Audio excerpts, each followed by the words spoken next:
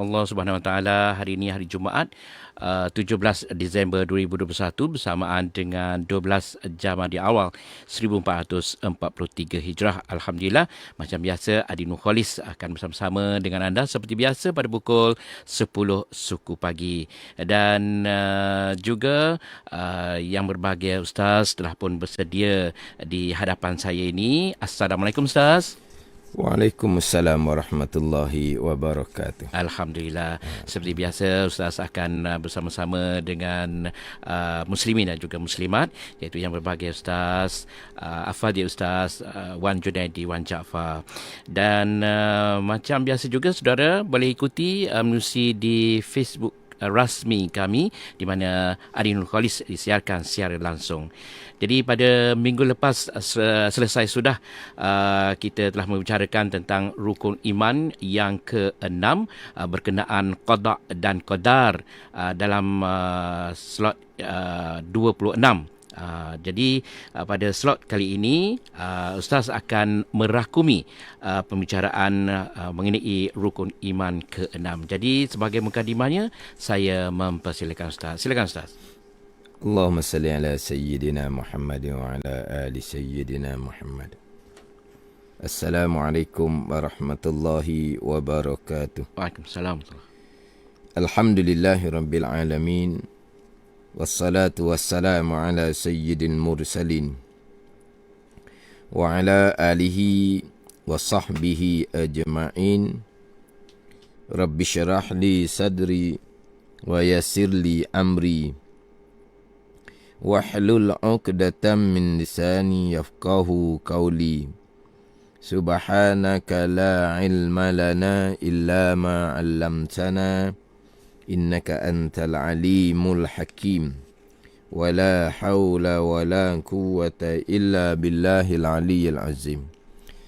Terima kasih kepada Ijo dan sedang pendengar slot Adi Nurkhalis. Mudah-mudahan kesemua kita dikurniakan oleh Allah Subhanahu Wa Taala dengan agama yang sebenar, agama yang suci dengan akidah yang suci, akidah ahli sunnah wal jamaah, dengan ibadah yang sebenar-benar yang berlandaskan kepada ilmu, dan dengan kuasa hati yang suci beribadah semata-mata kerana Allah Subhanahu Wa Taala. Amin.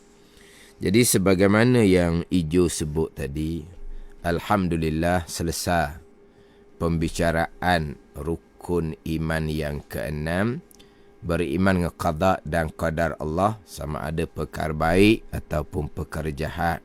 Selesai dalam 26 slot. Slot yang pertama 18 hari bulan 12 tahun 2020. Jadi slot yang terakhir minggu lepasnya slot yang ke-26 10 hari bulan 12 2021. Setahun lah. Tapi walaupun tempoh masanya setahun, di tengah tu ada 3 kali tergendala kuliah PKP. Jadi hak paling lamanya PKP 3.0 yang terakhir 4 bulan. Kuliahnya tertangguh. Dalam masa 4 bulan tu Adi Nurkhalis mengulangi kembali daripada slot yang pertama sampai ke slot yang ke-15. Betul. Jadi ngam-ngam selesai slot yang ke-15 mengulangi daripada slot yang pertama sampai ke slot yang ke-15. Selesai ngam-ngam, maknanya boleh kembali berkuliah dalam konti. Jadi walaupun setahun kita tolak dengan kuliah ditangguhkan kerana PKP tu 6 bulan jugalah, 26 slot. Pembicara rukun iman yang ke-6, yang mana pembicaraan yang tajuk sebelum ni adalah pembicaraan berkaitan dengan agama, kemudian pergi kepada agama ni merangkumi Islam, iman dan ihsan, kemudian definisi Islam, iman dan ihsan. Definisi Islam, iman dan ihsan, pergi kepada rukun Islam, pergi kepada rukun iman. Yang ke-6 ni hak panjang. Yang mana sidang pendengar Selok Adinul Khalis, begitu juga yang mengikuti live FB. Selok yang pertamanya 10 hari bulan 1 2020. Slot yang pertama. Ya. Slot yang pertama 10 hari bulan 1 2020, maknanya dengan kita sekarang ni hampir 2 tahun lah Slot Adinul Khalis berjalan. Jadi Adinul Khalis ni tajuk nak membicarakan berkaitan dengan akidah yang suci, akidah Ahli Sunnah wal Jamaah. Kemudian hak berkaitan dengan rukun iman yang 6 perkara. Rukun iman yang ke-6 lah, yang dalam kitab-kitab pun panjang pembicaraan. Sebab di rukun iman yang ke-6 lah paling banyak keluar pegangan yang terpesong. Sebab itulah saya biasa tekan hak berkaitan dengan hadis Jibril. Jibril tanya Nabi berkaitan dengan iman. Nabi pun jawab, antu minabillah, bahawa engkau beriman dengan Allah, wa malaikatihi, wa kutubihi, wa rusulihi, wal yaumil akhiri, wa tu'mina bil qadari. Jadi yang ke-6 tu Nabi ulang balik, wa tu'mina bil qadari khairihi wa syarihi. Jadi amil dengan muta'allaq dia Nabi ulang kembali. Sebab apa di situ? Kerana nak supaya kita jaga-jaga dengan bahawa kita ihtimamkan, kita pentingkan dengan rukun iman yang ke-6, yang mana di rukun iman ke-6 lah hak keluar pegangan yang terpesong. Dan rukun iman yang ke-6 ni, beriman dengan qada dan qadar Allah ni, kalau kira-kira balik sudah masuk di bawah beriman dengan Allah, rukun yang pertama. Beriman dengan Allah yang bersifat dengan kudrah, iradah, ilmu.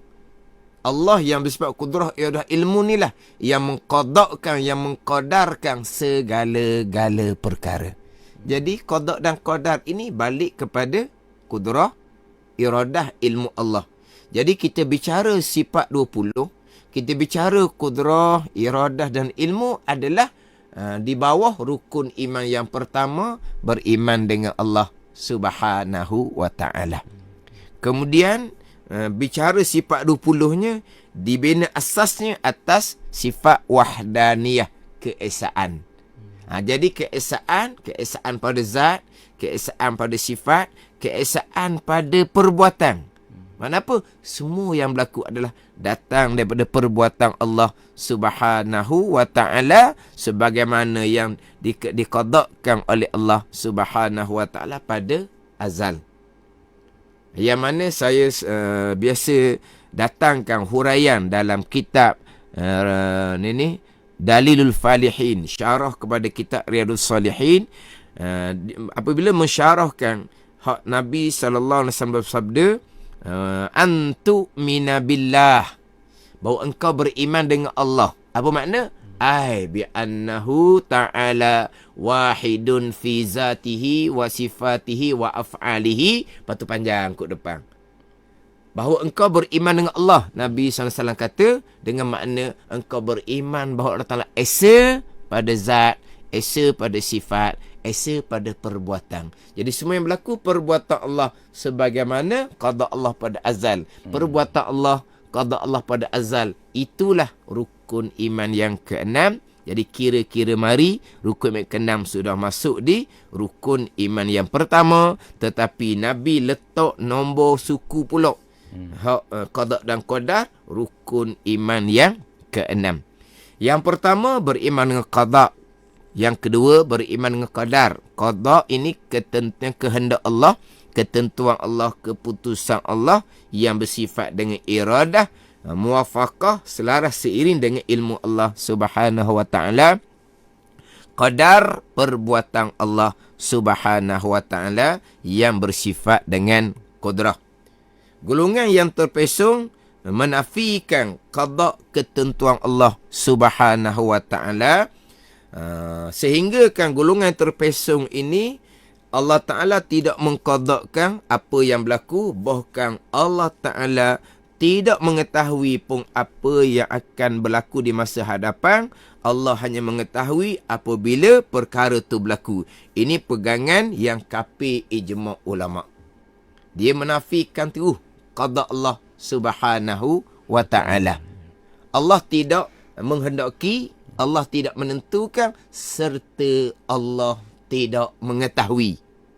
Bila Allah mengetahui, sampai masa berlaku perkara tersebut yang Allah tidak qadakkan serta Allah tidak mengetahui, berlaku, barulah Allah mengetahui. Oh, ni kafir. Pegangan yang menafikan qada Allah, menafikan kehendak dan ketentuan Allah yang bersifat dengan iradah, serta menafikan tahu Allah Subhanahu wa Ta'ala.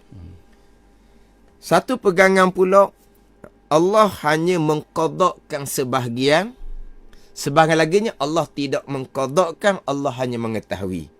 Ini pun golongan yang terpesong, bukan pegangan ahli sunnah wal jamaah. Allah hanya mengqadakkan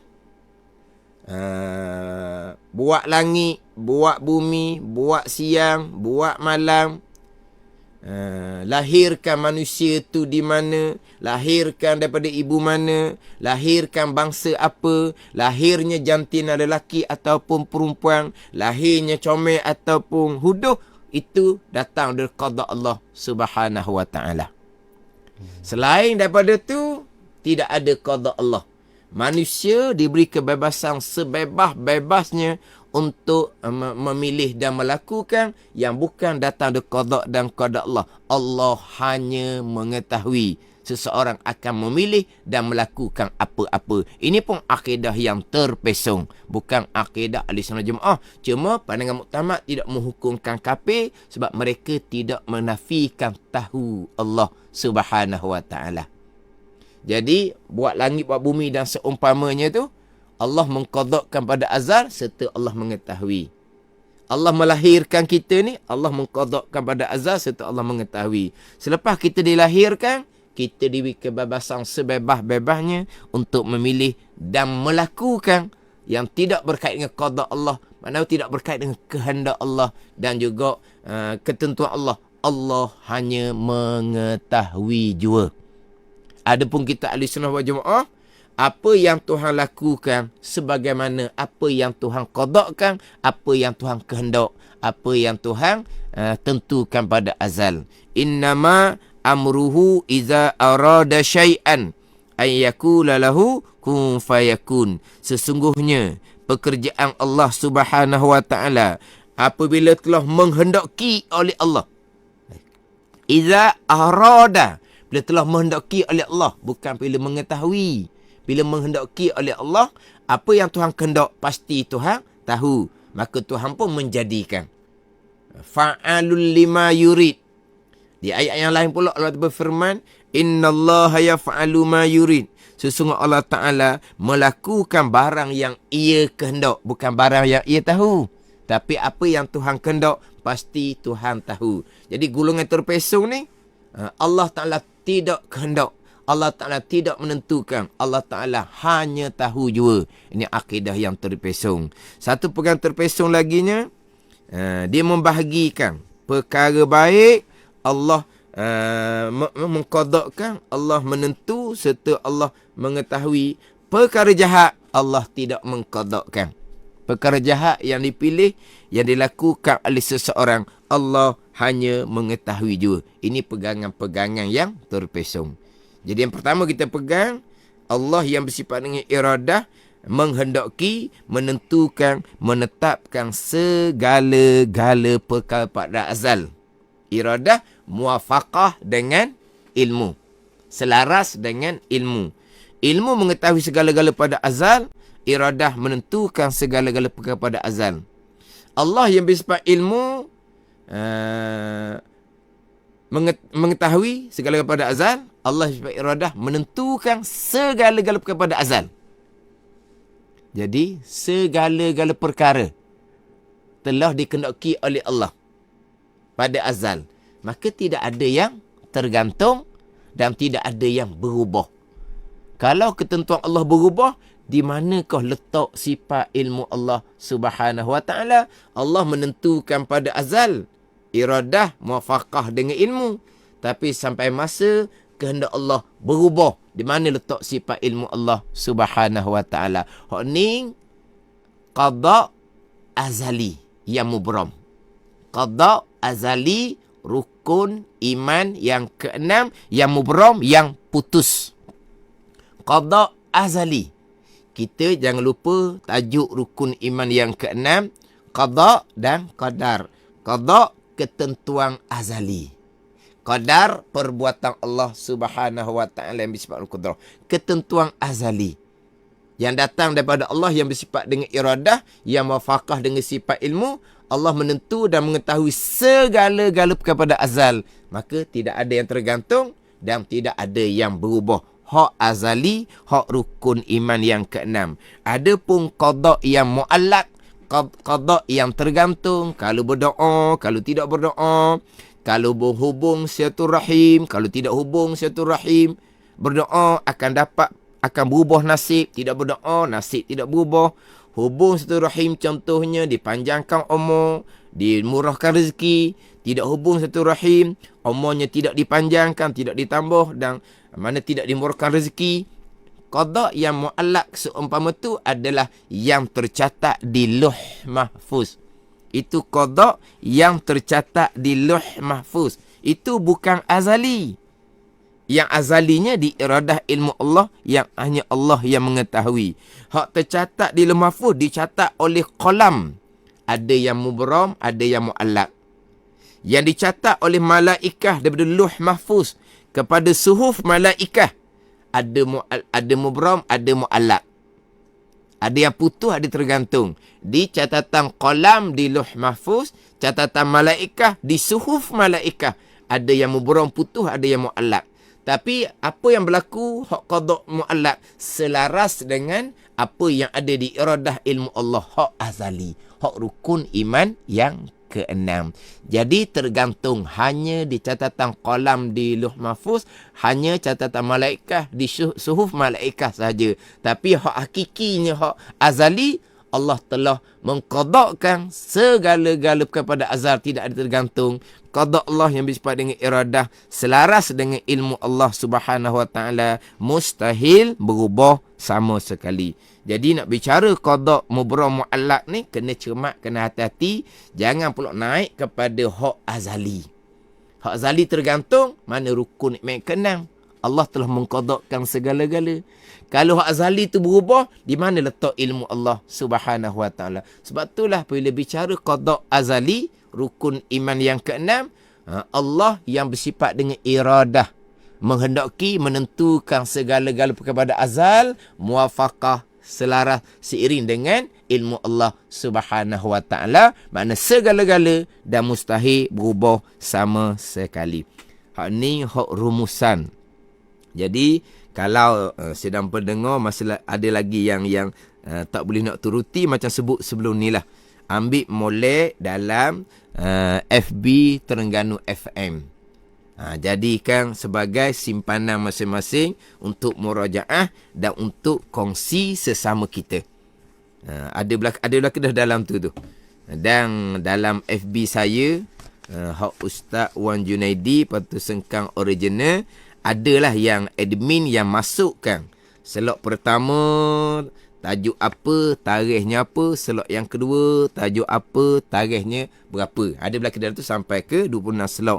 Maka dok moleknya ambil daripada FB Terengganu FM, letak dalam FB sendirilah, mudah kita nak tengok. Kalau nak cari dalam FB tadi banyak jadi panjang kan. Boleh share juga dah. Boleh share. Boleh share, maknanya yalah, mudah-mudahan kita semua sama-sama dikurniakan manfaat oleh Allah Subhanahu wa taala. Kemudian balik kepada qada Allah Subhanahu wa taala ni, perkara baik qada Allah, perkara jahat qada Allah Subhanahu wa taala. Perkara baiknya iman dan taat, perkara jahatnya kufur dan maksiyah. Kufur seseorang, maksiyah seseorang adalah datang daripada qada dan qada Allah Subhanahu wa ta'ala. Itu sangat jelas, sangat nyata di rukun iman yang keenam. Wa tu'mina bil qadari khairihi wa syarrihi. Engkau beriman dengan ketentuan Allah dan perbuatan Allah. Allah Ta'ala datangkan badal atau bayang. Khairihi wa syarrihi. Nabi perjelaskan lagi. Ketentuan Allah dan perbuatan Allah, perkara baik. Ketentuan dan perbuatan Allah. Perkara jahat, kufur dan maksiat. Ketentuan dan perbuatan Allah. Jadi dia datangkan badal untuk mentaudihkan, untuk menjelaskan lagi, serta Nabi mentakkidkan, mengkuatkan dengan Nabi mengulangi watu mina bil qadari khairihi wa syarihi. Makna perkara baik qada dan qadar, perkara jahat kufur dan maksiat qada dan qadar. Dalam surah An-Nisa ayat yang ke-78, qul kullu min indillah, kata oleh ya Muhammad, sekalian perkara, sama ada perkara kebajikan ataupun perkara kejahatan, datang daripada qada dan qadar Allah Subhanahu wa ta'ala. Berpegang perkara jahat bukan datang dari qada Allah, itu pegang Mu'tazilah yang khilaf ulama pegangan tu kafir, kekal neraka selama-lamanya, ataupun pandangan Mu'tamad meletakkan pandangan Mu'tazilah tadi ni pegangan yang fasik lagi mubtadi', pegangan yang berdosa besar, pegangan yang bid'ah i'tiqadiyah yang tidak ada pada masa Nabi SAW. Walaupun tidak dihukumkan kafir, tapi amal ibadah walaupun sah tidak wajib diqadakkan kembali, tapi tidak akan diterima oleh Allah Subhanahu wa ta'ala. Sama ada semayang kita, puasa kita, haji kita dan amal-amal kewajipan yang lain tidak akan diterima kalau kita beribadah kepada Allah serta berakidah dengan akidah yang terpesong, bukan akidah yang khalis. Jadi insya-Allah Salah Ad-Dinul Khalis ni nak menekan berkaitan dengan akidah yang khalis, akidah yang suci, akidah Ahlussunnah wal Jamaah yang suci daripada mensyirikkan Allah Subhanahu wa ta'ala, suci daripada akidah yang terpesong. Jadi perkara jahat, qada dan qadar ini pegangan kita. Adapun adab percakapan sebagaimana surah An-Nisa ayat yang ke-79, ma asabaka min hasanatin faminallah wa ma asabaka min sayyi'atin famin nafsik. Apa-apa kebaikan yang berlaku pada engkau ya Muhammad datang daripada Allah, dan apa-apa keburukan yang berlaku pada engkau ya Muhammad datang daripada diri engkau sendiri. Jadi adab percakapan kita yang baik daripada Allah, yang tak baik datang daripada diri kita sendiri. Haram kita menyandarkan perkara yang buruk, perkara yang jahat, perkara yang berdosa kepada qada dan qadar Allah Subhanahu wa ta'ala. Itu nisbah percakapan. Pegangan kita balik pada rukun iman yang keenam.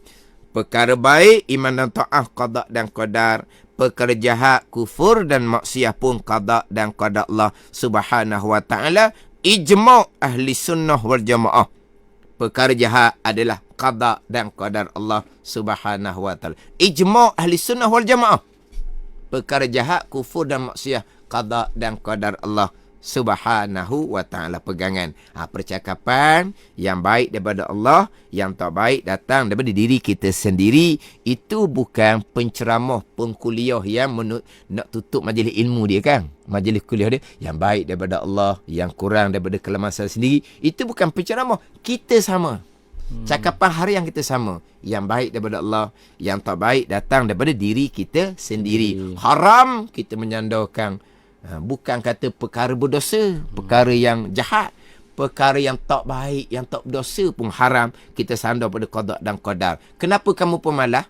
Tapi pemalas dia tidak ada tanggungjawab. Jadi tidak ada isteri, tidak ada anak. Mana dia cukuplah nak makan. Sebab apa? Buka saji adalah mak ayah mak dia masak. Jadi dia malas, dia pun tak berdosa sebab dia tak ada tanggungjawab. Kenapa kamu malas sangat? Qada qadar haram hukumnya. Walaupun malas dia tu tak berdosa sebab tak ada tanggungjawab, tapi malas tu perkara yang buruk, haram sandar kepada qada dan qadar. Sama telah perkara yang berdosa pula. Kenapa kamu tak semayang? Qada qadar. Tak semayang dosa besar, sandar tak semayang qada qadar pun dosa besar lain pula. Bukan kalau sandar perkara jahat kepada qada dan qadar, tujuan untuk menghalalkan maka jatuh murtad orang ni wal-iazubillah. Tujuan disandar perkara jahat pada qada dan qadar, dah orang duduk tegur dia, awak ni apa ni, berjudi minarok ni. Dia pun sandar, kamu duk marah saya berjudi minarok tu, mari daripada Allah lah yang mengqada saya ni, berjudi minarok ni, dengan kuasa hati nak menghina Allah, jatuh murtad ni wal-iazubillah. Ingat baik, jangan sesekali sandar perkara jahat, perkara buruk kepada qada dan qadar Allah Subhanahu wa taala, sehingga kan ada percakapan. Ini contoh ni. Ini secara rumusan ni. Untuk satu selok ni lah. Sebelum kita balik semula kepada tajuk asal kita, Islam, iman dan ihsan, sehingga kan satu benda yang rupanya keji. Babi. Rupa keji. Babi tak berdosa, makan dia berdosanya. Babi siapa buat? Memanglah Allah Ta'ala yang buat, tak ada kilang. Kita tak boleh nak jawab. Babi muncul mulut dia, Allah yang buat. Jangan, haram dosa jawab seumpama tu. Orang tanya kita, babi saya buat, kita pun jawab secara umum. Sekalian makhluk yang ada, sekalian binatang yang ada, adalah datang daripada Allah yang jadikan. Orang tanya secara khusus, babi siapa buat? Kita jawab secara umum, semua binatang yang ada adalah makhluk Allah. Jawab gitu. Maknanya jangan jawab babi tu Allah yang buat. Salah begitu. Malaikat majlis ilmu tu cerita lain lah. Itulah majlis ilmu. Jadi perkara jahat tetap dah. Rukun iman yang keenam datang dari qada dan qadar Allah Subhanahu wa taala. Percakapan yang baik daripada Allah, yang buruk datang daripada diri kita sendiri. Kemudian sampai masa perkara yang Allah Ta'ala qadakan berlaku, perkara tersebut datang dari qadar, perbuatan, pekerjaan Allah yang bersifat dengan kudrah. Sampai masa berlaku, semua yang berlaku adalah datang daripada perbuatan Allah Subhanahu wa ta'ala yang bersifat dengan kudrah. Keesaan pada perbuatan makna semua yang berlaku adalah perbuatan Allah. Allah lah khaliqu kulli syai'. Allah yang menjadikan sekalian perkara. Ni saya biasa sebut ni. Ayat ni saya biasa sebut, dan sidang pendengar seeloknya ingatlah ayat ni, surah Al-An'am ayat 102. Zalikumullahu rabbukum la ilaha illa huwa khaliqu kulli syai'. Dalam ayat tu menyebut Allah Rabb kamu, Tuan kamu. Tiada ilah, tiada semasa melainkan Allah Subhanahu wa taala. Siapa Allah sebagai Rabb?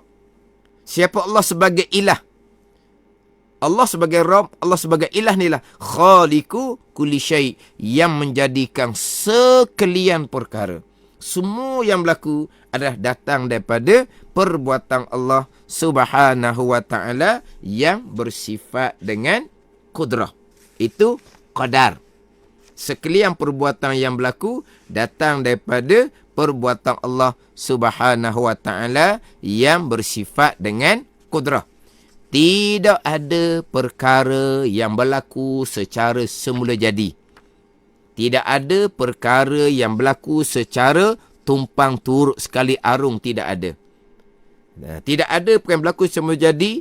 Contohnya, putuh bukan datang dari perbuatan pisau, hangus bukan datang dari perbuatan api, kenyang bukan datang daripada nasi, hilang dahaga bukan datang daripada air, sembuh penyakit bukan datang dari obat. Semuanya datang daripada perbuatan Allah Subhanahu wa taala yang bersifat dengan kudrah. Kalau berpegang putuh, hangus, kenyang, hilang dahaga, semua penyakit adalah perbuatan pisau, perbuatan api, perbuatan nasi, air, obat semata-mata secara semula jadi, yang tidak berkait dengan kudrah dan irada Allah. Ini pegangan yang kafir ijma' ulama'. Sebaliknya, kalau berpegang pisau memutuskan dengan tajam yang Tuhan letak di pisau, api menghanguskan dengan kekuatan panas yang Tuhan letak di api, nasi, air mengenyangkan dan menghilangkan dahaga dengan kekuatan yang Tuhan letak di nasi dan air, obat menyembuhkan dengan khasiat yang Tuhan letak di obat. Tapi bukan Allah yang beri bekah. Itu pegang yang khilaf ulama', kafir ataupun dosa besar. Dia gitu. Maknanya yang memutuskan bukan Allah. Pisau tetapi dengan tajam yang Tuhan jadikan daripada pisau. Menghanguskan bukan perbuatan Allah, perbuatan api yang Tuhan letak panah di api. Nasi mengenyangkan bukan perbuatan Allah, perbuatan nasi yang Tuhan letak kekuatan di nasi itu. Sebab kekuatan di nasi tidak boleh menghilangkan dahaga. Kekuatan di air tidak boleh mengenyangkan. Jadi kekuatan nasi lah yang mengenyangkan, bukan perbuatan Allah. Kekuatan di air inilah yang menghilangkan dahaga, bukan perbuatan Allah. Khasiat yang Tuhan letak di obat ni. Kan obat ni ada khasiat di belakang, bukan kata getir wak obat, bukan. Jadi sampai masa khasiat itulah yang menyembuhkan. Ini pegangan yang khilaf ulama kapi ataupun pegangan yang pasti lagi mubtadi', pegangan yang berdosa, bukan akidah yang khalis. Kita berpegang Allah letak tajam di pisau, panah di api, kekuatan di nasi, di air, khasiat di obat, sampai masa memutuskan, menghanguskan, mengenyangkan, menghilangkan dahaga, menyembuhkan penyakit. Qadar perbuatan Allah Subhanahu wa ta'ala yang bersifat dengan kudrah. Tidak ada perkara yang berlaku secara turut, secara sekali lalu, sekali turut. Bergeraknya tubuh, bergeraknya sekalian barang di tubuh kita. Bergeraknya tubuh, perbuatan Allah Subhanahu wa ta'ala. Bergerak apa yang di tubuh kita pun perbuatan Allah Subhanahu wa ta'ala. Kalau Allah hanya menggerakkan perbuatan tubuh kita, tapi apa yang di tubuh kita ni bergerak sama. Kalau diam sama. Kalau tubuh bangun, yang di tubuh kita ni akan naik sama. Kalau tubuh kita duduk, yang di tubuh kita akan turun sama. Berlaku gerak apa yang di tubuh kita, berlaku diam apa yang di tubuh kita, berlaku naik dan turun apa yang di tubuh kita. Bukan qadar perbuatan Allah dan tidak berkait dengan qadar dan iradah Allah. Itu kafir ijma' ulama. Sedang pendengar, kalau mengikuti solat-solat terdahulu, fahamlah kafir di sini imannya tidak sah. Walaupun dari segi zahirnya, ianya adalah orang Islam. Kita bercakap, ni saya contoh ni, contoh dahulu kan, kena musibah kepala air. Bila kepala air ni, kepala air bawa pokok, bawa batu, bawa lumpur, bawa sampah. Tu cakap asbab saja. Pegang kita, bergeraknya kepala air, perbuatan Allah. Bergeraknya pokok ke, batu ke, lumpur ke, sampah ke, perbuatan Allah Subhanahu wa ta'ala. Bukan kepala air yang bawa dan bukan turut kepala air. Kesemuanya adalah qadar perbuatan Allah Subhanahu wa ta'ala. Ini pegangan kita. Percakapan tu percakapan asbab. Kemudian kita ahli sunnah wal jamaah, kita berpegang segala-gala qada dan qadar Allah.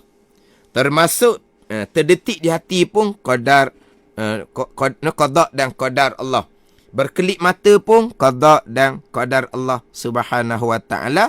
Sama telah pilihan hati, qada dan qadar. Sama telah usaha diri kita, qada dan qadar. Sekalipun kita ahli sunnah wajib berpegang hamba ada pilihan, hamba ada perbuatan, walaupun pilihan dan perbuatan hamba hanya majazi, letak saja, bukan hakiki. Hakikinya perbuatan Allah, hakikinya kehendak Allah, hakikinya pilihan Allah. Wa rabbuka yakhluqu ma yasha'u wa yakhtar. Bermula Tuhan engkau ya Muhammad yang melakukan qadar akan barang yang ia kehendak, qada, dan barang yang ia pilih. Perbuatan hakiki, perbuatan Allah. Kehendak hakiki, kehendak Allah. Dan pilihan hakiki, pilihan Allah. Perbuatan kita, kehendak kita, pilihan kita hanya majazi, letak sahaja, bukan hakiki. Tetapi kita tetap wajib isbatkan akidah kita. Kita hamba ada pilihan dan perbuatan, walaupun pilihan dan perbuatan hakikinya datang daripada qada dan qada Allah Subhanahu wa ta'ala. Kalau tidak berpegang hamba ada pilihan, terundur dengan akidah Jabariyah, akidah yang fasik lagi mubtadi'. Kalau berpegang pilihan dan perbuatan hamba sendiri dengan kudrah yang Tuhan letak di hamba, itu pegang Qadariyah. Itu pegang yang khilaf ulama, kafir ataupun dosa besar. Saya cakap ni pun secara laju-laju sikit lah. Hanya untuk nak rumus, nak rangkum dalam satu slot. InsyaAllah slot akan datang masuk kepada tajuk pembicaraan Islam, Iman dan Ihsan yang saya susun mengikut kitab Faridatul Faraid. Kemudian jangan lupalah, saya sebut berulang-ulang kali peringatan pegangan qada qadar. Pegangan qada qadar. Yang kita duduk bercakap, kita yang buat, kita yang susun, kita yang atur, kita yang rancang, kita yang tadbir, itu hanya percakapan asbab. Tidak berkait dengan pegangan. Pisau tajam molek, putus. Api kuat molek, sekejap licin suti rumah. Makan banyak nambah, kenyang boleh minum air segelas, hilang dahaga. Obat tu power sungguh, patutlah. Rekomen obat ni doktor pakai, bukan doktor biasa. Obat pula bukan harga murah, harga mahal. Tapi padang, telang suti macam nyakit tu cabut buang. Oh, cocok sejarum. Hok mari piping tadi, hok mari tukar tadi. Orang piping marah dah, tukar pun buang dah. Lepas mana? Lepas cocok sejarum. Oh, power sungguh lah dah ni sekelinik tu. Oh, kalau bak cocok power sungguh klinik tu. Itu hanya cakap asbab.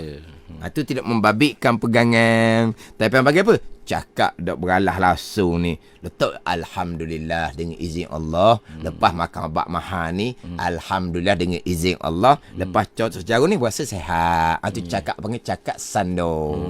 Tapi dengan izin Allah dengan mana apa?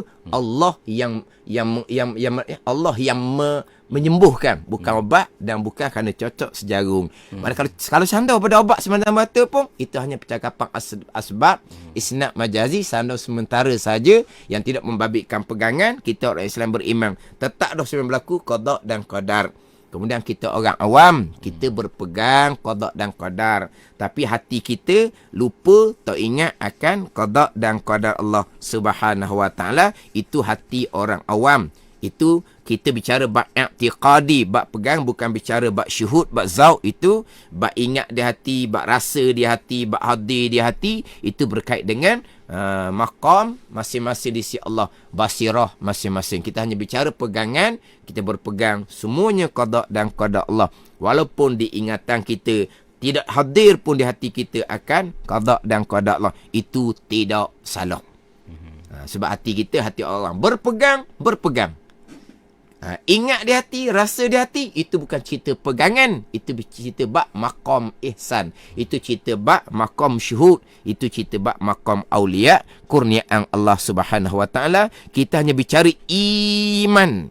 Rukun iman yang jangan lupa. Apa dia iman? At-tasdiqul qalbi, percaya hati, membenar hati, mengaku putus di hati. Semua perkara yang berlaku adalah qada dan qadar Allah Subhanahu wa taala. Adapun ingat di hati, rasa di hati, itu bergantung kepada basirah mata hati masing-masing di sisi Allah Subhanahu wa taala. Jadi dengan rumusan untuk satu selok ni, rangkuman. Jadi sebagai sebagai untuk kita ni sama-sama balik semula hak ada dalam selok hak 26 selok tu lah. Itu secara satu persatu. Ni secara ringkas, secara kasar. Kalau kita sudah memahami, alhamdulillah. Kalau kita masih lagi tidak memahami, mengulangi baliklah hak dalam selok ad-dinul khalis.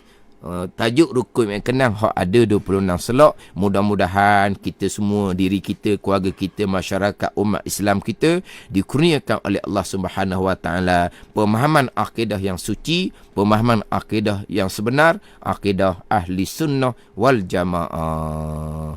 Wallahu a'lam. Baiklah, tadi baru saja tentang perkongsian Ustaz kepada kita, di mana Ustaz telah pun merakumi ataupun rumusan tentang pembicaraan yang telah lalu dalam rukun iman yang ke-6 Ustaz, ya. Jadi alhamdulillah, dan kepada anda yang seperti Ustaz katakan tadi yang ingin untuk mengulangi balik, boleh tengok di Facebook rasmi kami di Terengganu FM.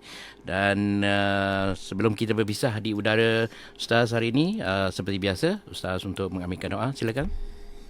Bismillahirrahmanirrahim. Alhamdulillahirabbil alamin. Wassalatu wassalamu ala sayyidil mursalin wa ala alihi wa sahbihi ajma'in.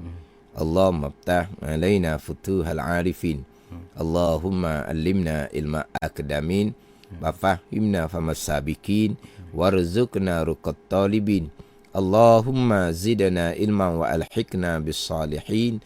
Wa sallallahu ala sayyidina Muhammad wa ala alihi wa sahbihi wa sallam. Walhamdulillahi rabbil alamin.